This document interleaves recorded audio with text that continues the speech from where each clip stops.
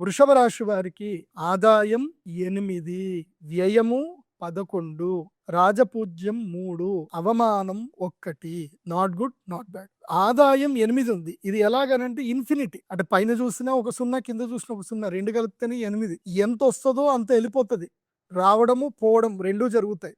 No నిల్, నిల్ balance. Balance అయితే ఏమి ఉండదు. రావడము పోవడం రెండుకి ఒకటే ఉంటుంది. అంటే ఈ సంవత్సరం వృషభ రాశి వారి జేబుకి మాత్రం చిల్లు. జేబుకి ఒక రంధ్రం పడుతుంది. ఇలా డబ్బులు పడతాయి, అలా వెళ్ళిపోతాయి.